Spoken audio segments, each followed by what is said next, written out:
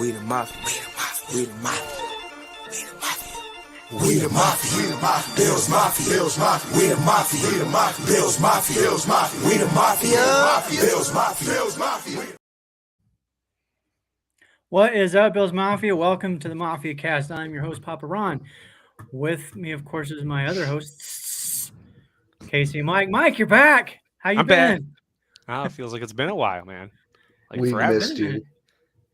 Yes, I miss you guys. You've been missed.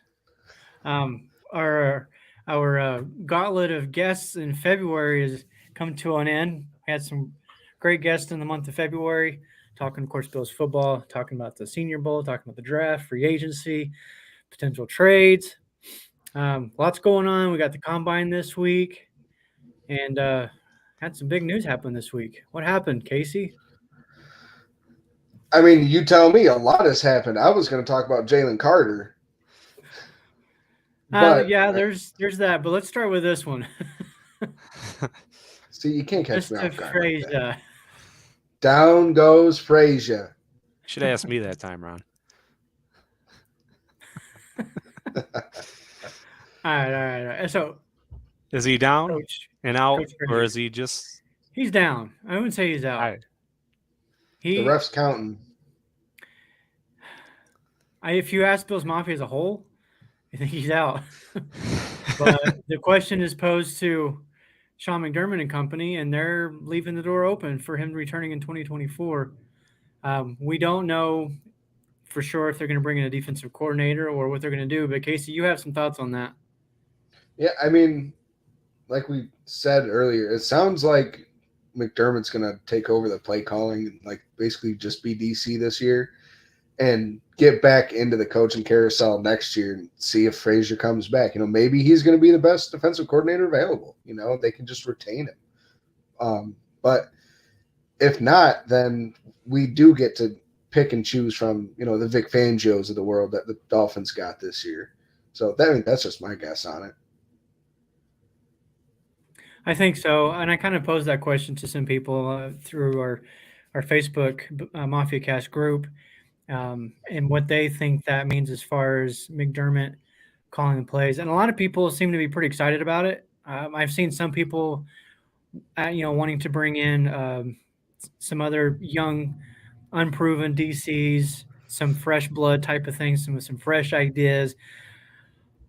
I think we did that last year with a fresh, young rookie offensive coordinator, and depending on who you ask, that didn't go so well. So if we brought in a DC, I personally would want a veteran, and I don't know if there's one available now that I would be comfortable with bringing in. So we'll see. McDermott calls the plays. I don't know. I don't know if it's going to be any different if he calls the plays versus what Frazier was calling. What do you guys think, Mike? I mean, it's got to be different. You won't have the influence of Frazier at all. And I'm not exactly sure what that's going to entail, how different it'll be, but, maybe it's not the most terrible thing. We're kind of like playing the chess game, moving pieces around. I don't know if there's a plan for him to come back or what the plan is right now. But I think it shows that we're taking this very seriously, makes big moves. So we're looking forward to seeing some of that coming up. But I don't know. It is kind of strange to just be without a DC all of a sudden when we were so close right there.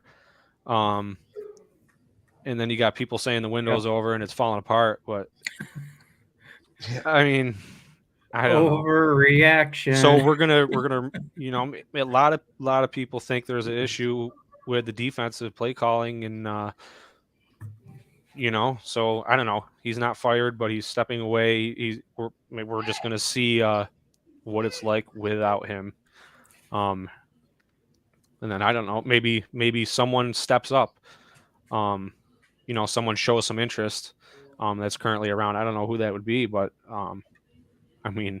But other than that, between McDermott doing it, that could be a lot on his plate, and then kind of putting a lot of trust into your players, too. Yeah. So. I do remember when he first took over as head coach, he was kind of asked about calling the defense at that point, and he said something to the effect of, "I'm learning to be a head coach right now, so um, taking the DC part of that and handing it over to an actual coordinator was kind of an important thing for him. 6 years ago when he came in. Now, 6 years as head coach, I think he can handle both. The hiring of Al Holcomb is kind of an interesting one, and I wonder if that hiring was because of the Frazier situation, because I believe they brought Holcomb in before the announcement. At least they announced Holcomb beforehand. Yeah, I missed it. So I don't know if that's related to this or not, but and the staff does have a group or some assistants that help McDermott manage the game as far as situational football, the play clock and things like that. So I think he can handle both. I saw somebody on Twitter a couple of days ago commented, "Yeah, that's going to be a great move. We saw how well that worked in New England." I think the difference being though is you're asking Matt Patricia, a defensive coordinator, to call offense, and you've got Bill Belichick, who's a defensive guy, calling offense, and that's not going to work. McDermott's a defensive guy. He's been a defensive coordinator. He knows how to call a defensive game. So it'll be interesting to see. My biggest gripe with Frazier has always been that there's just an unwillingness to change. It seemed. We don't know if that was coming from McDermott or if that was coming from Frazier, though. They're in that nickel 90% of the time, even when you play something like Tennessee. I don't know. What do you think, Casey? Do you think the defense is going to look that much different from a play calling or scheme perspective? No, because the 4-2-5 is McDermott. I mean, that's what he does. That's what he ran in Carolina with Luke Kuechly and Shaq Thompson, and that was when he Josh Norman exploded and hit under his wing. So I think it'll look very similar. It'll really answer this year. Will answer a lot of questions about McDermott and kind of what happened with the 13 seconds. Who made that final decision to play the defense the way they did, and will this make a difference in the playoff yardage and how we perform in playoffs defensively, like with the stats that you pointed out before, saying like just showing that we've given up what I think it was like 130 more yards in a game in the postseason than we do in the regular season. So I think this is going to be, like I used this analogy earlier, a come to Jesus season for the Bills. I mean, there's going to be a lot. There's going to be a lot of pressure on McDermott this year. Okay, you're calling the defensive plays, and we're going to see how this whole team reacts to it. Are we going to be better or are we going to be worse? Does a whole team take a drop because he's focusing more on the defensive side of the ball instead of the team as a whole? Or will we be better because he's focusing a little bit more and Ken Dorsey has more control of the offense from this? That brings up an interesting point. If the Bills are successful with this, if they're a top 5 defense, let's say they go deep into the playoffs, even if they don't make it or win the Super Bowl, but the defense is noticeably better even in the postseason, do they stick with this formula? Or do they go out and bring in a DC for 2024? And I feel like if it worked, they would groom somebody. They would bring somebody. They would bring in somebody young, somebody fresh, and McDermott would groom him. McDermott would still probably be calling the plays, but there would still be a defensive coordinator in place. I think Holcomb is the heir apparent. Yep. I do. I think that's why they brought him in. McDermott's going to groom him, as you were, to use your words, and bring him under his wing. And then in 2024, probably hand over the reins to him. And I don't think it's a bad idea to do it this way. It's kind of like when you have like a. It's what they did with Dorsey. Well, Dorsey, I feel like was kind of in a way thrown into the fire almost. Like he was a quarterback's coach, and he went from that to the OC. Holcomb, but that's like a lot of times the jump that is made, though. It can be, yeah, it can. But I think if you're bringing in, like if they had Daboll on this team, and maybe they did, I don't know. We don't no idea how much involvement Dorsey had with the offense and play calling prior to that. But I'm trying to think of a similar situation, and I can't. Like, I don't know that I've never seen a situation like this before, as far as not having a defensive coordinator and having your head coach. Now, we've seen situations where the head coach calls the plays, but they still have a coordinator, right? Yeah, I don't know that we've that ever seen one happens where there was all no the time. coordinator. Right. Yeah. Yeah. Especially, well, particularly on offense, I think that's more prevalent. Yeah. But I don't know. We'll see how it works out. I know, unfortunately, there's a lot of people that were kind of excited to see Frazier step away. I'm going to be a Be little less careful what you reserved on ask that. for. Yeah, because I Be don't know. careful I what don't you know ask how it's for. Was going to there work. like you guys think there was some like bad blood there between him and McDermott? Like maybe they didn't always agree. You say the 4-2-4 is McDermott's. Was he trying to control Frazier? What Frazier is calling too much, and that's why he kind of is there some frustration there? I mean, obviously there's got to be. Yeah, possibly. I mean, just by the team performance. Right. It just I don't think being necessarily there was a bad blood or anything between the two of them. Because I feel like if that was the case, this would have come up a long time. Well, not a Yeah. long time ago, but a lot sooner than a month and a half after their playoff loss. But and maybe Frazier's like realizes and understands that he does need to change. So maybe he's gonna step away and kind of almost like what McCarthy did. He Right. understood just when he was at Green Bay reassess. towards the end. Yeah, he's like, I need some new, fresh ideas. Let me step away from the game and just kind of study the game and learn some new stuff. And then he came back. I mean, you can say, debate all day whether it's been successful or not, but I mean, the Cowboys' offense has been pretty good, all things considered. Whether that's Moore or Kellen Moore or McCarthy, who knows? But That we will see this year. we will. This, I think. Sorry, just to speak quick on that. I think this is a big year for Mike McCarthy. Losing Kellen Moore, I think this is going to be huge.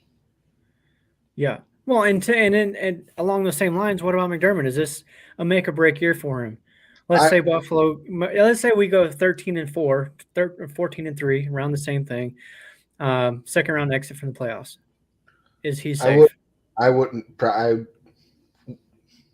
I would say he'd probably be on the hot seat. But I think Bills Mafia as a whole would be exploding, about ready to call for his head. I personally wouldn't be. I love Sean McDermott.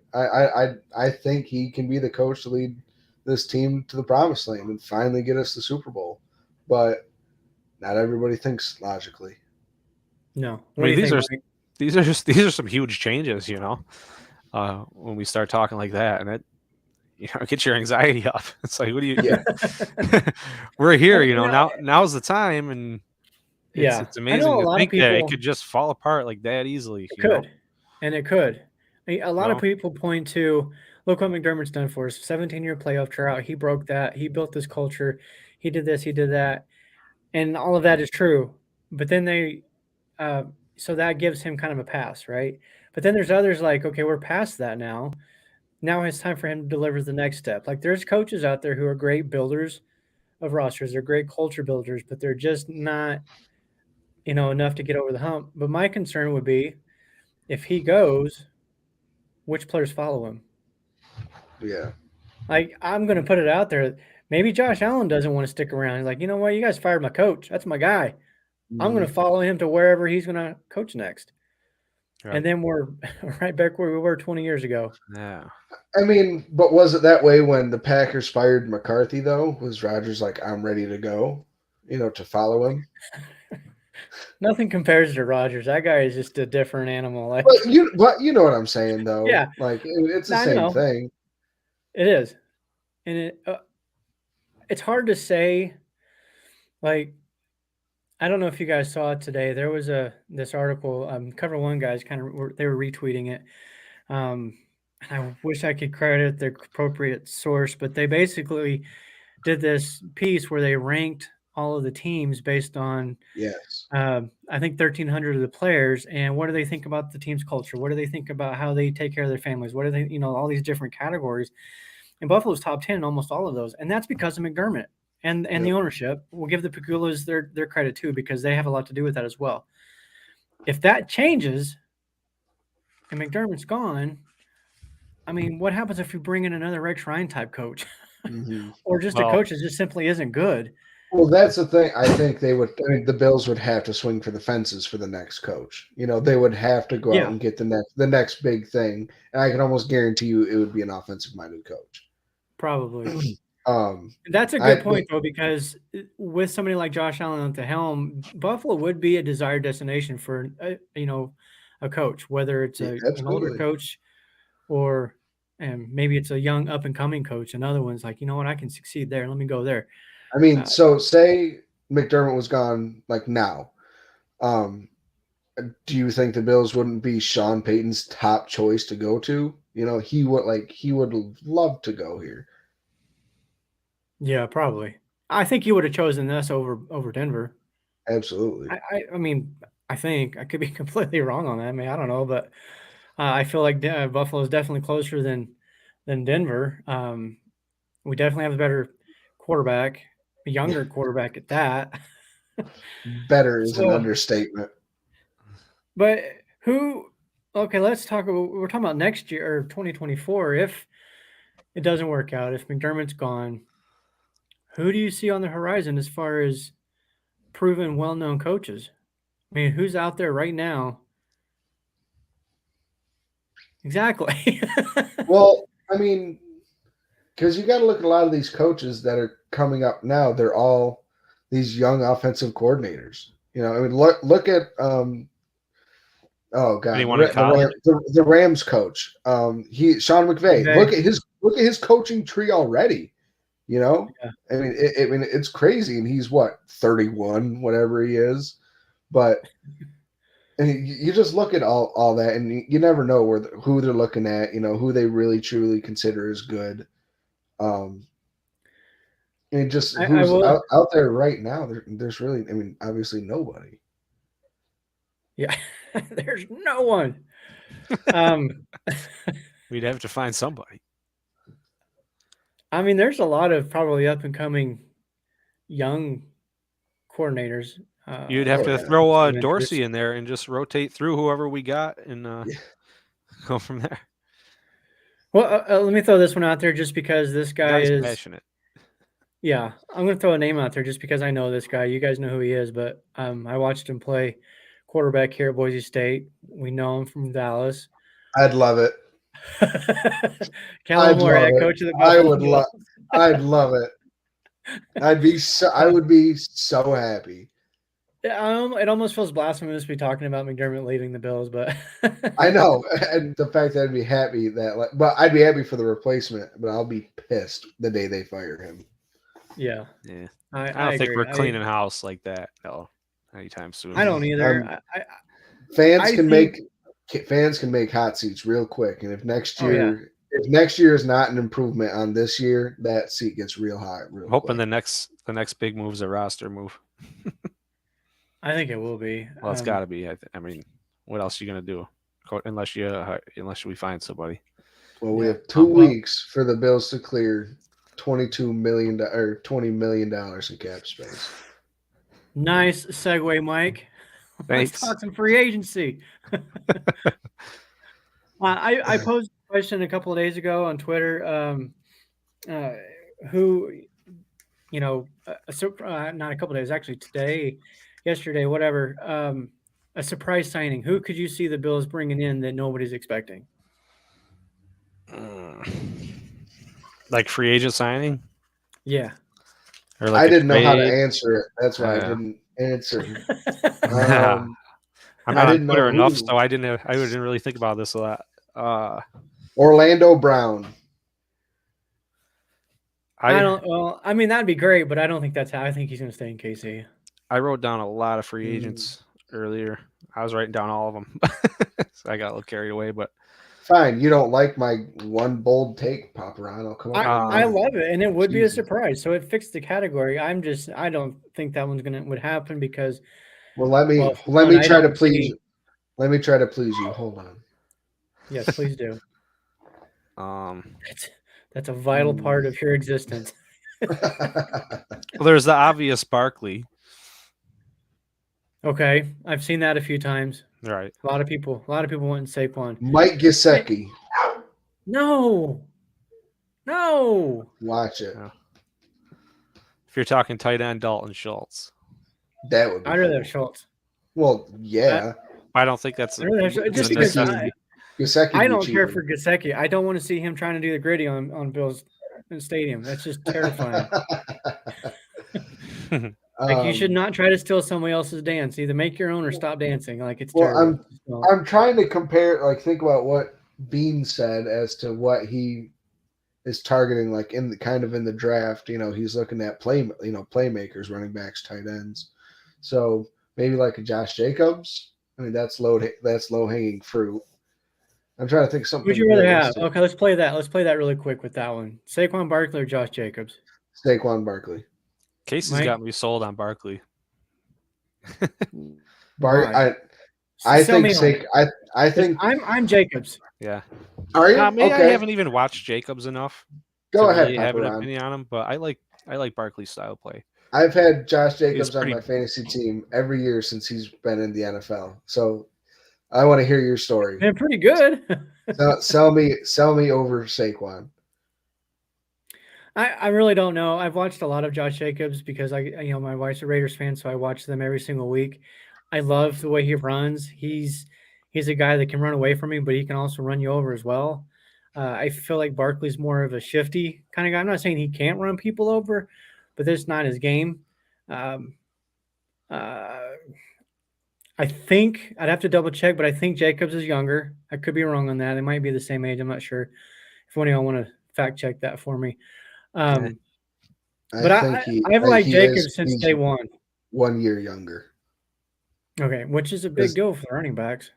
Yeah, because Saquon ran through his rookie contract and they declined Josh Jacobs' 5th-year option. How dumb are the Raiders? Oh my God! Josh Jacobs Dude. is 25. Barkley's 26. Saquon is more of a receiving back than Jacobs. I know Jacobs big time improved in that category this year. I mean, he caught a lot. I think my guess would be it'd be a career high in catches for Jacobs. In the last couple of years, he's been pretty active in the receiving game. But yeah, I don't. Barkley, I have to look at the numbers, but Barkley has the explosiveness to where every single time he touches that football, he can make one move and go, in a flash, and nobody's going to even think about catching him. Jacobs, I've seen him get caught before, and I hate seeing running backs get caught.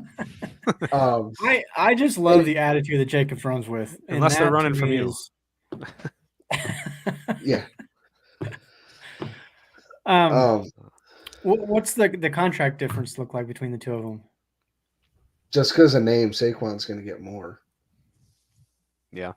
So my concern with getting somebody like Saquon or even Josh Jacobs, honestly, because he's probably going to command a pretty big, hefty contract too. Absolutely. My concern with both of those is it'd be fun signing. The fans would get excited, I'm sure, but we still can't block. It's cap space purgatory to pay a running back that amount of money. Yeah. Now, if you're making a shot at the Super Bowl one time, like last season, had we been able to get McCaffrey on a 1-year rental, that's one thing. But if you're talking about a free agent running back, you're talking about more than just a season, especially for someone like Barkley, because both of those guys want long-term deals. They're not going to sit for one season, prove it contract because they've already proved it, right? To sign those guys, it's going to require a lot of maneuvering of the salary cap. And I am I don't say I'm worried about it because I'm Brandon Beane's a much smarter dude than me. I'm sure he realizes and understands it. You can only push so much money down the road. And if you keep doing it, you're going to end up like the Saints not last season, but season before when they were over $100 million over the cap.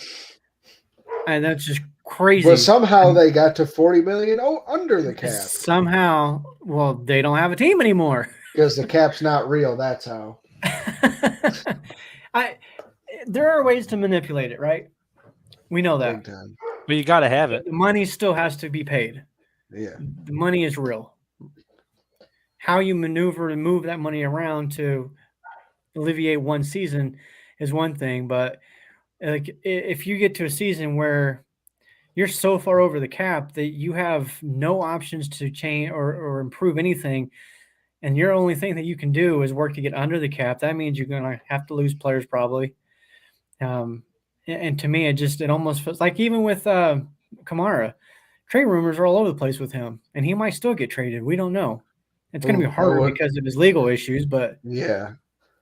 But that's a big contract that they would prefer probably to move on from at this point because they have no quarterback. Michael Thomas is like, I don't know, A shell of 26, himself. 27. Yeah, he's like 40 physically now because he just keeps getting hurt. And believe me, I know what it feels like to be physically 40, all right? It's not fun. Now imagine doing that at my age. So I as much as I want the Bills to make all these flashy, fun, exciting signings and trades and wheeling and dealing and this and that, I want them to be smart, though, because I want this to be a 10, 15, 20-year thing, like the Patriots. Now, I'm not being delusional and saying we're going to win 6 Super Bowls in 20 seasons. I'm not saying that, but I would rather be a competitive Super Bowl contender year after year after year, even if we never win it, than go through another 17-year drought. I don't want to do that again. Duh. You say that, but there's fans out there that don't feel that way. They would rather just mortgage it all right now, get 1 Super Bowl, and then we can suck for 30 years and then be happy. No. I'd be happy. I'd be one. What's the shirt? One before I die. It doesn't just give me one. Terrible. Just give me one. I don't care what it takes. Give me one. But it's like we built this and then we got it done, and then let's start over and do it again.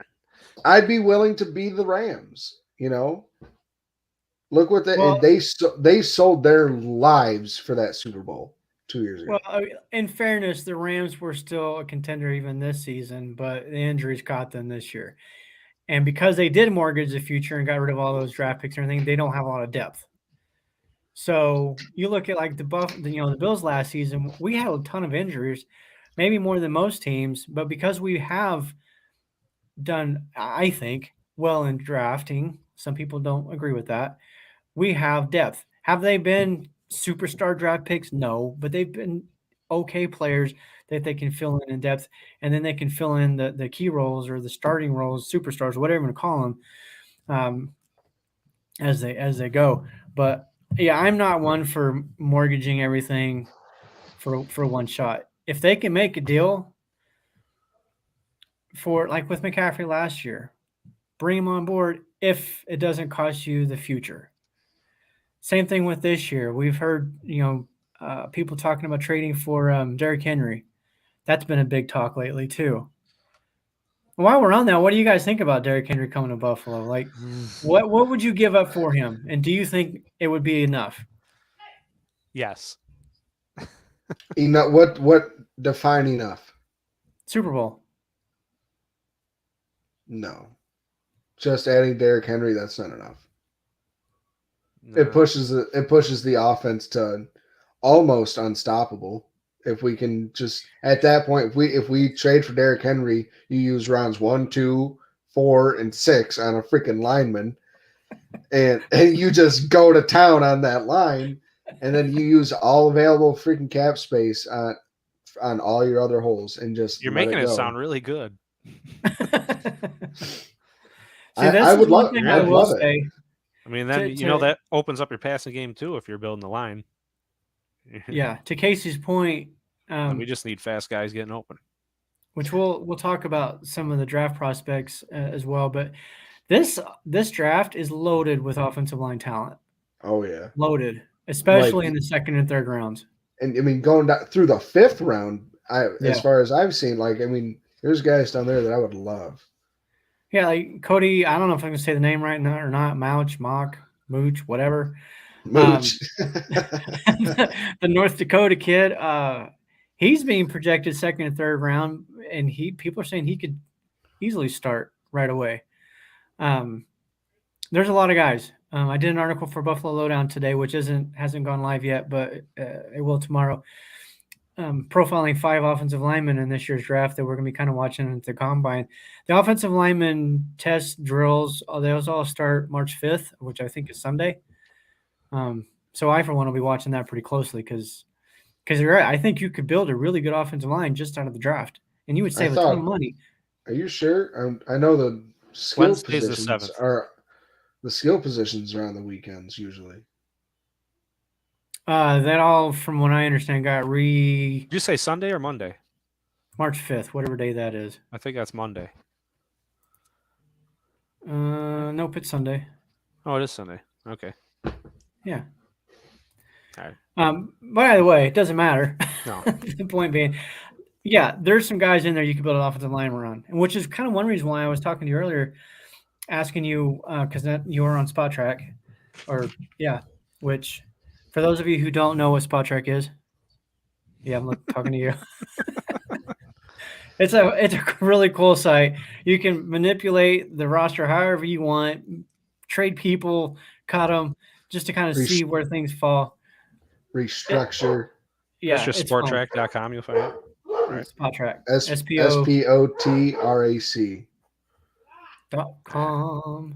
Are we promoting them? Oh. I guess there's a free plug.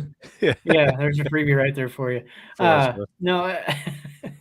Look at the draft. You've got John Michael Schmidt, right? Yep. Considered maybe the best center in there. You've got Broderick Jones and Osiris Torrance, tackle and a guard. You've got, oh my gosh, I can't even remember Skoronsky and Skoronsky. Well, he's going to be gone well before we pick. I know. But these other guys. What about like Steve Avila? In the second or third round. Steve Avila is someone who I've gotten really into. Jarrett Patterson out of Notre Dame. I'm getting big into him. These Notre Dame linemen really seem to work out. Yeah. What do you think about y'all's boy in Syracuse, Bergeron? Oh, I would die for him. He's right there next to Mock on the mauler. Yeah, I did a little research on him today. I can find it. So 6'5", 323 pounds. So he's a big guy. I mean, most of these guys they're all over 300, and every one of them 6'4" taller. But what were some of the key things? Yeah, 44 games, 2,539 snaps that he played. He did allow 13 sacks in his collegiate career, though, which is higher than most of these other guys combined. Let me defend that. Draft. They didn't have Tommy DeVito and Garrett Schrader behind them. Two dudes who don't know how to get rid of the football. So those are more coverage sacks, essentially. Oh, trust me. Okay. I don't watch Syracuse football. You guys do. So, I watch a lot of college football, but they don't really show Syracuse around here in the Northwest. So you're welcome. He is projected kind of more of as a third round guy. So, let's go this way. First round, you get Torrance. Second round, you get Schmitz. Third round, you get Bergeron. Too much. And too much for my liking. But you're spending money. You're spending money on Barkley, or not Barkley, but Henry. You just traded for Henry. Okay, well, I didn't know that was a situation. Okay, well, that's what we were just talking about. That's fine with it then. That's perfectly fine. So yeah, some of the other things. The one thing that with Bergeron that concerned me is his scouting report basically says his run blocking is his strength. However, pass blocking is not so much. And that's what we do is we pass, and we know that. And Josh Allen runs too, though. Right? Yes, he does. He does. What's the point? Well, if his pass blocks half a run block, then I don't know. I'm trying to make a case for the guy. It's not working though. So then one thing that they were talking about is Bergeron maybe moving into inside as a guard because he's a really strong, powerful guy. But when he's backing up into his pass block sets, he tends to lose some of that strength. He gets stood up a decent amount. Yeah. Because they start out of the 2-point stance, Syracuse being like a shotgun team most of the time. So it sounds to me like he's more of a developmental type of guy, like a Spencer Brown. Yeah. And that worries me because Buffalo hasn't exactly shown a penchant for being able to develop linemen.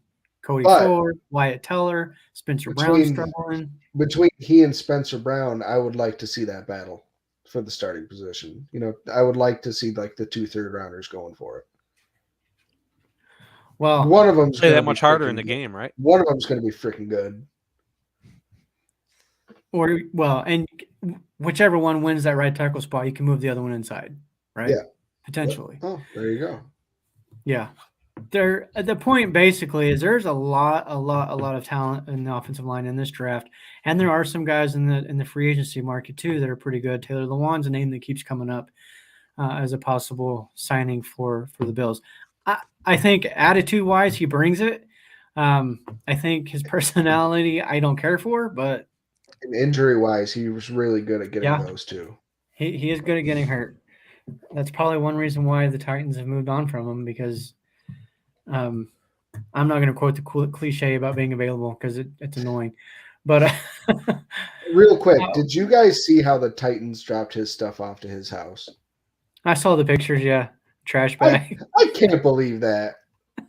That's wild. That's so disrespectful. It's like he just got thrown out by his. He got thrown out by his girlfriend. It was probably some equipment kid that he bullied the whole time he was at Tennessee. Oh my god, that's true. True. Free agency. Let's get back into that. What are some other names that you guys would, let's just say, like to see maybe come to Buffalo? That feasible signings. Feasible? Obviously, we would. Yeah, honestly, we would love to sign them all, bring them all, and be done with it. But I've said Casey it before. mentioned Orlando Brown, Darius Slayton.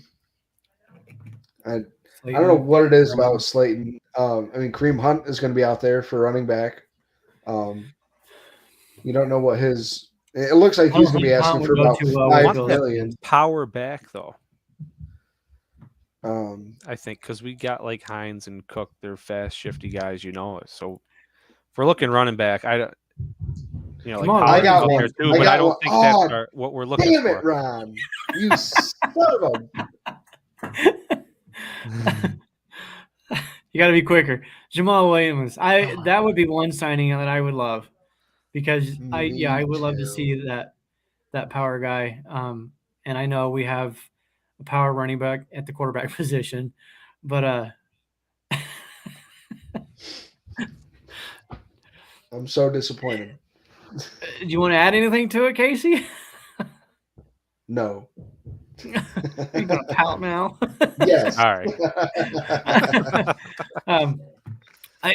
My only thing. So somebody else had mentioned Jamal Williams as well.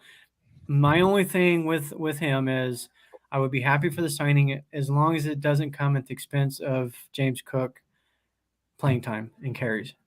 I think Cook could be really, really good in this league and could easily be 1,000+ yard rusher, a featured back, if they fix the line and give him the opportunity to do so. I do want a power back, but again, just not the expensive Cook. What does this do to Hines then? Good third down. That's our third down pass catching. But that's what James Cook is here for. Yeah. But Cook, I think, is proving more that he can carry the load as a runner, even inside the tackle, right? Hines is on a cheap deal. It's not like they're paying him a shit ton of money to be a starting running back. And if his primary job is returning kicks, and that's fine. I personally think he's going to have a bigger role in the offense next season, regardless, because I really don't see them bringing in Jamal Williams or, any running back for that matter. Maybe they draft one, and there's some power guys there. I wish I could remember. What? Tank Bigsby. Who is that? Out of Auburn. Educate me. A, coolest name the entire draft. Tank Bigsby. B, you want a power back? Go watch some of his highlights. He will run people over. Not Sean Tucker, unfortunately. That makes me kind of sad. And Muhammad Ibrahim out of Montana. That's the one. Ibrahim. That one. You like him? Oh, I love him. Yeah, Mm-hmm. I watched the bowl game. Late, 6th, 7th round. So you guys, and that's the thing, you could get him late. We're talking free agency, and we're not like talking like the top players, do you think there's no hope that we're going to trade up and try to get a higher pick? Do you think there's a chance of any of that happening? Because I'd really like to see, get some of these top name players. Like who? Do you have anybody in mind? Well, obviously Bijan, but I mean he's way up there. That's a little out of reach. I guarantee that we could get him at 27. Yeah, I but have like seen even some the mock drafts with him. Going to tackles Buffalo. and stuff we're talking about are still like down the list pretty far. See, that's where I feel I'm like at. I want to feel like we can aim higher. See, I don't have anyone in mind in particular, but I yeah, like I to see what you're saying. Yeah. You're looking at it glass half full. Yeah. There's two guys as far as the linemen that one in particular that I really, really like, and that's Osiris Torrance. We've all talked about him at length here on the show. He's kind of looks like he's starting to kind of climb some of the draft boards. Somebody like him or Broderick Jones, the other tackle from Georgia, both of those guys, I think there's potential that they may not go or be around at 27. Yeah. So if that's the case, I could see Buffalo maybe packaging up something and moving up. Just kind of running through some mocks of my own today while I was writing that piece for the offensive lineman in the combine. What was happening a lot of the times, which wasn't happening previously, but Torrance and Jones were both gone by 27. Yep, and at 27th, yeah, there wasn't a lot of offensive linemen that I like in the late first round. The safety, Antonio Johnson, I think is his name. I think you could get him later in the round. I think there's more potential the Buffalo moves back than they do try to going forward. Yeah, me too. So you move back a little and get more quantity than quality. Yeah. And try to balance it out a little. Yeah, because somebody like Antonio Johnson, which I do think there's a need for, I think Buffalo's going to have to bring in a safety, whether it's free agency or draft. Somebody like Johnson, I think they can get later in the first round or early second. So if we get to the 27th pick and there's none of those top offensive linemen left, then yeah, let's go ahead and drop back, pick up an extra second round maybe. I mean, I don't know how the whole thing would play out as far as what the values are. I know Jimmy Johnson has that little whatever of his that everybody goes by, but if you can pick up an extra second or third round and just drop back to early second, and then maybe get Antonio Johnson in early in the second, and then use your second round later to get the Cody Mox or with some of the other guys we just Bergeron, Schmitz. So at the end of the day, I really, really want this team to two linemen, first three picks. That's who's number 34? The Bears come calling, at 34, or the Texans call and they're like, hey, we want to move back up into the first round. Okay, why wouldn't you? Who you're targeting there in the first is going to more likely than not going to be there, because at that point you kind of have a gauge as to who's already going to be gone. So you can kind of pinpoint where teams are going to be picking at. So you can figure out how far down the board you want to fall. Yeah, I agree. I'm trying to think. I don't know. I'd have to look at the history. Has Brandon Beane ever moved backwards? I know we've traded up, obviously, but I can't think of an instance where we've gone I'm back. almost expecting it. I want to say we have. I know we traded back. Well, we traded back twice last year for getting James Cook. Out of the first round, though? Oh, out of the first round? And we traded away a first rounder. What you're expecting, Mike, them to trade back? No, I'm expecting them to trade up because I feel like that's what Bean does. That's true. We traded up last year. I want to see some big moves. He may very well do it. I mean, who knows? We're going to move on to the next piece because we kind of already talked about this a little bit, and that's some of the safety prospects. And I'd have to pull it up again because I don't know what the heck I did with it. But there are some safeties in this draft, and we've talked about the free agency with the safeties as well. If you name a few of them, because I know you've kind of looked at those already a little bit. Guys like Adrian Amos and Jimmy Ward are going to be out there. Those are guys that could step right into a defense and be difference makers. Yeah, Amos I've seen a few times. That one keeps popping up, and I don't know. I don't know what the contract would look like for somebody like that. Would it be up there where Poyer is? Because if that's the case, then why don't we just bring Poyer back? I don't think so. I mean, Poyer's looking at, I think it's something like 11, $12 million a year. And Amos, he could win probably somewhere around 8, 7.5 Yeah, for 3 years. He's still I know. young enough. He's not even, I think he's like 27, 28. Yeah, I know. Spot Track they do the market value for these guys, but it's not very accurate. It's wishy washy. Yeah, Some yeah, of them are accurate. Some of them are way off. right. Like Tremaine Edmonds, I think they had him listed at like 11, 11 million. That dude's and gonna we walk with know, at least 16. yeah, I think so. And I hopefully we keep him. I just, I mean, I don't know if he walks How and much we would lose Bobby Poyer, Wagner cost? Or I think Levante that would be a good David. fill-in. Right. See, that's looking at some of the free agent linebackers. I like Wagner. I like Vontae David. Levante.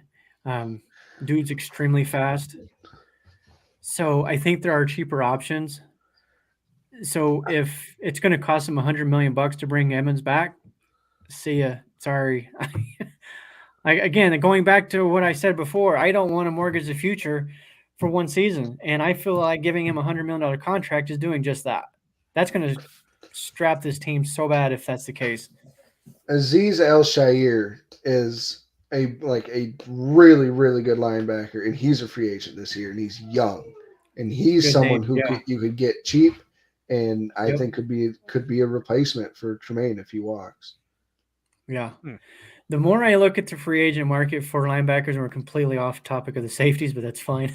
We went Hey, back. it's our show. We can do what we want. Yeah, that's right. I do feel it makes me feel a little bit more comfortable in that there's options if they don't resign Edmonds. Now, if we go into Absolutely. the next season and it's Dobson and Milano, I don't know what to think. I mean, at that point, do we take the best linebacker available? Actually, somebody who I wouldn't mind is if we did need to draft somebody would be Noah Sewell coming out of Oregon. I think Noah Sewell is going to be an absolute monster. So Where can you get him? second round, mid to late second round. So we get our first round guy, we trade up in the second round. We have picks 130 and 139. You give away pick 139, our current second rounder, and a sixth next year. Yeah. I do think if we lose both Poyer and Edmonds, they're going to have to do something via free agency. Oh, And Bean absolutely. has said this before that their goal is to fill the holes with free agency so they can truly draft best available Yeah. at the draft. I don't know if that's going to be possible this year because of the money. They're just not going to have enough money to go out and sign Edmonds, Poyer, Amos, Wagner, So, Keenan Allen, whoever they feel like, would you like to talk about what could happen? Like if the Bills did this, then we could have this amount. So if we restructured Allen White, Teron, and Bates, and then cut Keyshawn Johnson, Kendall Vickers, and Desmond Patton, 3 guys who I guarantee probably 50% of Bills Mafia didn't even know they were on the team, me included. That would take us from the negative $20 million to clearing $12.9 million. And they're still available to restructure would be Diggs, Knox, Vaughn, Dion, Milano, Morris, Hines, Neal, and Gilliam. Someone like Gilliam, maybe he has to restructure to stay on the team. I understand. He wasn't used in the utmost fashion last year, and I wouldn't be surprised if they're like, hey, we need some money. If you're going to stick around and be used as little as you are, then we're going to need you to take a pay cut, and not a pay cut, but take a restructure. And then could be Vaughn, a pay cut. it could be. Vaughn, I would not be surprised to see him restructure. He's one of the guys who I don't care how I get my money, I'll just take my money. And Milano, I doubt he would take a restructure yet. And I feel like next year could be an extension year for him where we could push next year's money, kick that further down the road. because it was only a 4-year deal, and this year is going to be number 3 for him. So Do you know off there's the a top lot of of your head things who we our could- free agents we are could next do. year? Expiring? No, I don't. Oliver's the only one I can think of off the top of my head. Who? I'm sorry. Diggs, or not Diggs, Oliver. Oliver. You're saying next Oliver? season, not this year. Yeah. Well, Gabe Davis. The next and off Oliver. season, we're going to have this conversation about who. Yeah. Gabe Davis. He's going to have have a big year. I don't think he comes back if he has a repeat of this past season. Don't Is ask I love that. Gabe Shaq Davis. up this year or next year? Shaq, he's up this year. Yeah, he's a free agent right now. Speaking of which, Daquan Jones, his contract is up after Next year. And he also cannot be restructured this year. We can't save any money messing around with him. They could renegotiate. They could renegotiate, but they can't extension. restructure. Right, but if they did an extension on his contract, they could push that money down and save a little bit.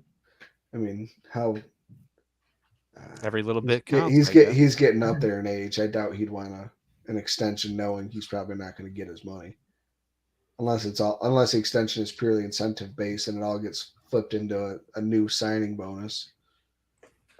Let's see, because I don't think he's that old, but let's see. He's at least 30. He retires in Madden after 2 years with him. How about that? Yeah, he's 30. He's 31. So yeah. And then what about Jordan Phillips? Because he's another one that he's someone who's going to come back cheap. I mean, that he and Shaq Lawson said it last year. You know, there's nowhere they've gone other places, and there's nowhere else they'd rather play football. Jordan Phillips is 30. They're coming back. Yeah. So looking this up, it kind of gives me a little pause for concern here. Hold on. Von Miller, 33. So our top three defensive linemen are all in their 30s. Yep. I know I'm going to say this, and it's going to piss off some Bills fans. Maybe we need to draft some defensive linemen. I will leave the studio right now. I will leave the studio right now. There's other holes that need more attention. I agree, but that is a serious thought though. The Bills going to have to look at. Well, they were supposed to be AJ Epinesa and Boogie Basham. I wouldn't be surprised if Micah Hyde is up next year too. Brought in another linebacker end or something like that, just because Bean commented how plentiful the draft is of them. So we're gonna end up with whether it be third, fourth, fifth. If there's that many, maybe we get something. And I'm decent. fine with that as long as 2 of the first 3 are linemen, offensive linemen. We will be drafting a defensive lineman at some point in this draft. I mean, almost sure. every team takes one, like an offensive lineman and a defensive lineman. It's the smart thing to do, honestly. Yeah, just because you're like, what if we find a Wyatt Teller, someone like that who the Bills threw away as trash? We find a Wyatt Teller, but we'd kick him to the curb anyway. Yeah, we're like, well, Wyatt Teller turned into Josh Allen. Just remember that. So we're pushing an hour here, really quick. What are you guys thinking about Ed Oliver? Do you trade him? Let him play out his contract? Do you extend him? What do you do? I extend him cheap. I mean, he hasn't played well enough to get paid, and I think he knows that. And He's so, getting $10 million right now, I believe. But that I would be fine with. I mean, extending him, paying him $8-9 million the next 4 years. With incentives to get up to $12 million. If he reaches 10 sacks, gets a Pro Bowl, we win a Super Bowl, something like that, kind of like a Taysom Hill contract. I mean, it's when he signed it, it came out that they signed him to a $68 million contract. I mean, a $98 million contract. I was like, what are you talking about? And then you break it down, and it's if he becomes the starting quarterback and then hits these incentives, he can reach $98 million. Other than that, it's a $20 million deal. Yeah. Do something, do something like that in that sort of sense.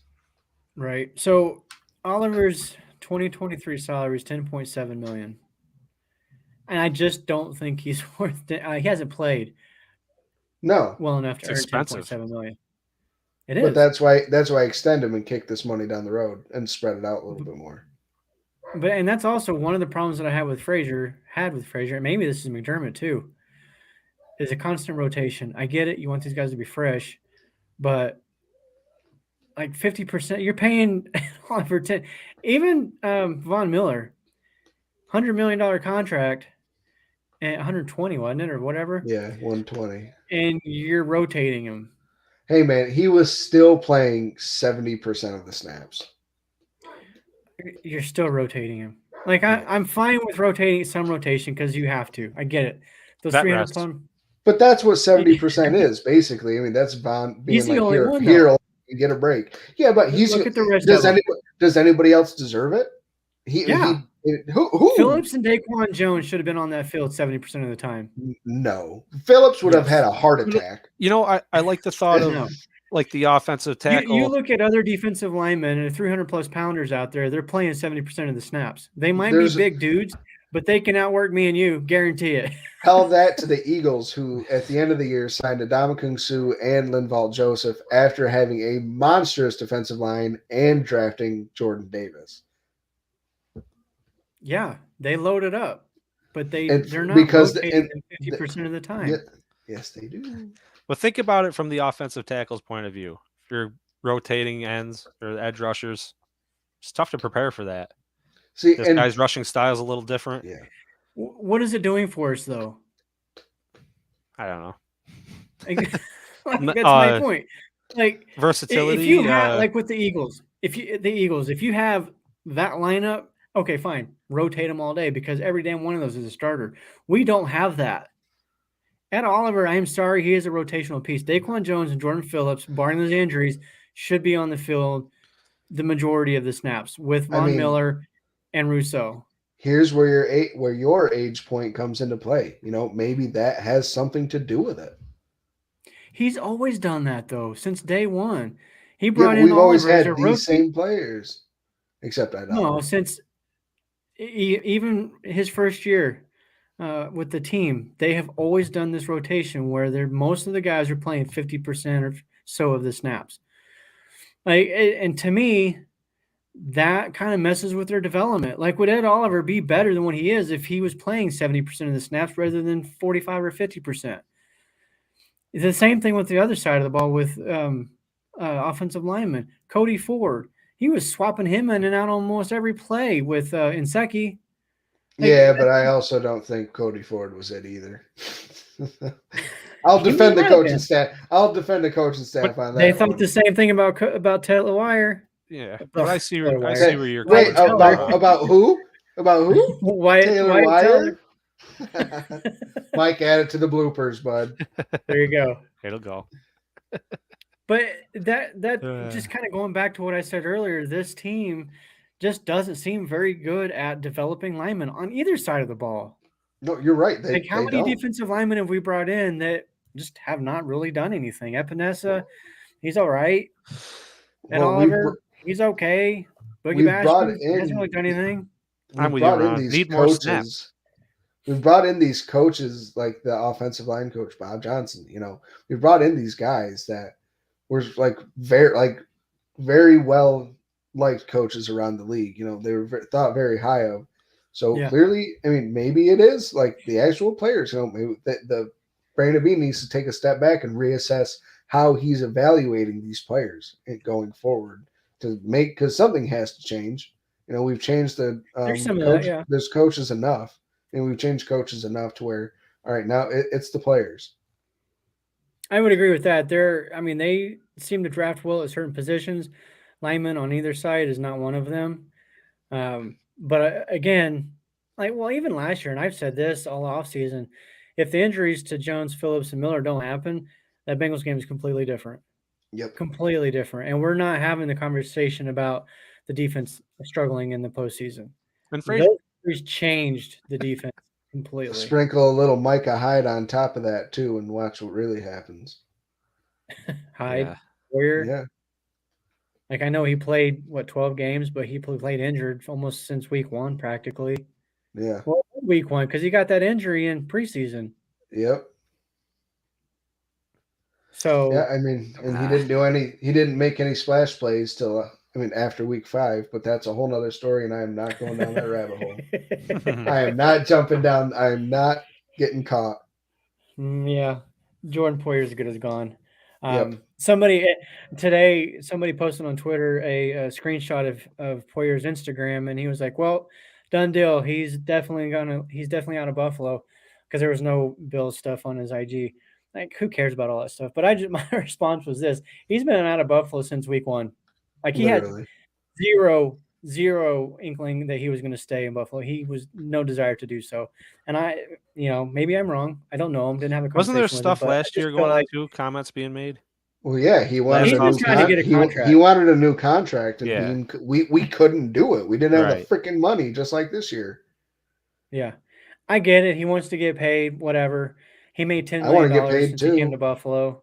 Yeah. I, it's hard for me to to wrap my mind around. You want 10 million instead of 5 million? Oh well, I just want a paycheck. So Ron, I would play for the league minimum. I don't care. That's a lot of money either way. That's like $300,000+. $500,000. Practice squad guys make more money. Do you guys think Heck we'd yeah. go safety round 1? Depends on The who's only there. way If we could trade up and get Brian Branch. Oh, we'd have to I'd trade love- way up. I'd love that. We would have to trade to like mid-teens. The last I checked, he was I think you'd have to get top 15. going 23rd. I haven't seen Branch going that Well, late. things are constantly moving. They are. I don't know, but maybe he's fallen into our lap. I mean, if he falls nice. past 14, Would you be all right Go- with that go instead get of a lineman, Ron? No. No. really? No. No. We've I had know. Micah We do Hyde and need Jordan linemen. Poyer for the last 6 seasons. What has that gotten us? Right. Like arguably the best duo of safeties in the league, and what has that gotten us? 130 See- yards allowed more in the postseason. But if we had him at 100% this year, man. That's kind of been my point this year to why I think I'm okay with letting – well, I know I'm okay with letting Poyer walk is Ain't up to you, bud. safety –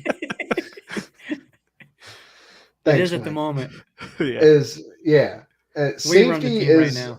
a position that you can not replace easily, but you can fill in for a lot easier. There's You a can lot of cover good up. safeties in the You league. can cover up that hole. You can with another good safety who is Micah Hyde and having 2 good corners, which thank God we have an All-Pro in Tre'Davious White. Who'd we just pick up, though? Up and coming player out of Kyrie Zane Elam. Anderson. Zane, yeah. Zane Anderson. What's the outlook on him? He's a practice squad guy. not I think he's much. got. Right. I think he played in 7 games in his career. I don't recall the age. I'd have to look him up. He's not old or anything. He's a younger player, but Right. And who knows? Zane Anderson could be the next Poyer because when we plucked him out of Cleveland, Right. nobody heard of Jordan Poyer. Maybe he works in our system. Hopefully. Yeah. Could. It's very possible. That's one thing that this regime has proven that they're pretty good at is getting defensive back talent. Like Christian Benford, Tre'Davious White, Dane Jackson, even I wouldn't call Wallace. that talent. He's a 7th rounder and starting on a Super Bowl caliber defense. I think he's okay. Is he not? He's not Tre'Davious White or anything. And then Levi Wallace too. I think he was an undrafted guy. Yep. So they've proven that they and DeMar Hamlin.